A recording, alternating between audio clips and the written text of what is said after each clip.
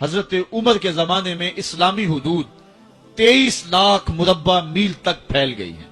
ماوراء نہر کا علاقہ بھی فتح ہو گیا، ادھر آرمینیا تک پہنچے۔ یہ تھوڑے سے عرصے کے اندر عظیمتوں کی کیسی داستان رقم کی۔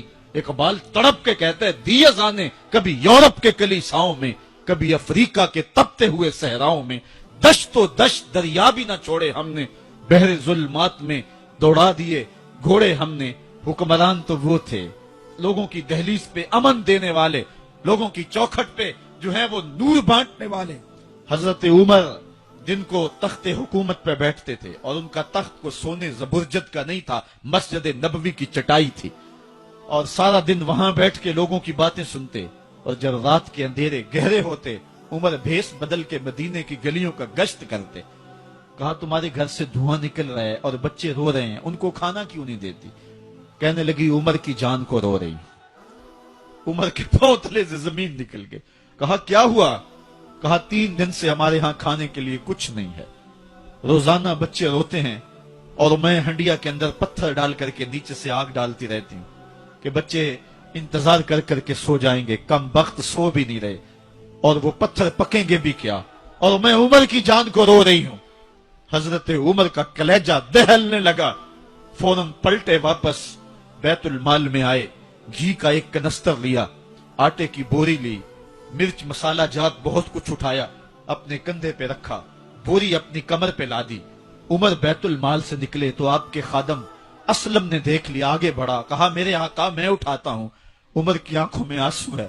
کہا اسلم قیامت کے دن میرا بوجھ اٹھا لو گے؟ کہا قیامت کے دن تو اپنا اپنا بوجھ اٹھانا پڑے گا۔ کہا عمر کو آج اپنا ہی اٹھانے دو۔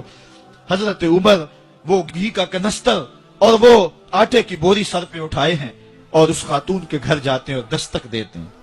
وہ جب دیکھتی ہے اس کی جان میں جان آ جاتی ہے۔ کہا جلدی جلدی آٹا گوندو، اور عمر سبزی کاٹنے لگ جاتے ہیں۔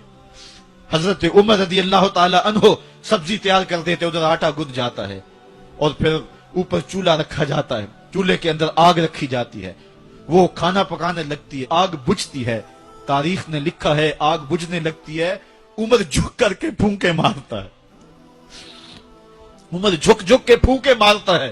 کھانا پک گیا اور بچوں کے سامنے کھانا رکھ دیا، بچے کھا رہے ہیں۔ اب بچے رو رو کے نڈال ہو چکے تھے۔ حضرت عمر اپنے ہاتھوں کو اور اپنے گھٹنوں کو اور اپنے پاؤں کو زمین پہ لگا کے، جس طرح بکری کا بچہ چلتا ہے، ویڑے کے اندر کبھی ادھر چلتے ہیں کبھی ادھر چلتے ہیں، تاکہ بچے مجھے دیکھ کے خوش ہوں، اور دل میں کہتے عمر جتنا رلایا ہے اب اتنا ہنسانا بھی پڑے گا۔ تو کبھی عمر امیر المومنین، یہ میں کسی آج کے جو ہے وہ لوگوں کے ووٹوں پہ منتخب ہونے والے حکمران کی کہانی نہیں سنا رہا، میں اس عمر کی کہانی سنا رہا ہوں جو 23 لاکھ مربع میل کا حکمران ہے، آدھی دنیا کا بادشاہ ہے۔ حضرت عمر جو ہے جس طرح بکری کا بچہ چلتا ہے، اس طرح اپنے ہاتھ اور اپنے گھٹنے زمین پہ ٹیک کر کے جو ہے وہ اس طرح چلتے ہیں۔ بچے عمر کو دیکھ کے مسکراتے ہیں۔ جب بچے مسکرانے لگے تو حضرت عمر نے اس خاتون سے کہا بڑھیا عمر کو معاف کر دے۔ اس نے کہا تو اتنی ہمدردی کیوں کرتا ہے؟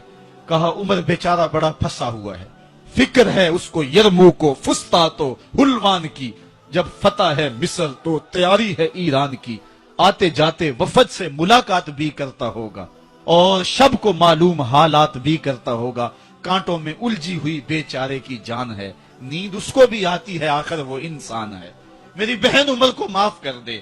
اس نے کہا نانا عمر کی بات میرے سامنے نہ کر، قیامت کا دن ہوگا، عمر کا گریبان ہوگا اور میرا ہاتھ ہوگا۔ جب اس نے یہ بات کہی تو عمر برداشت نہ کر سکے، بچوں کی طرح بلک بلک کر رونے لگے۔ کہا وہ بد نصیب عمر تیرے سامنے ہے، آج ہی کہلا جو کہنا ہے، قیامت کے دن مجھے معاف رکھنا۔ اس نے کہا تو عمر ہے؟ کہا بد نصیب عمر تیرے سامنے کھڑا ہوں، میرے عمر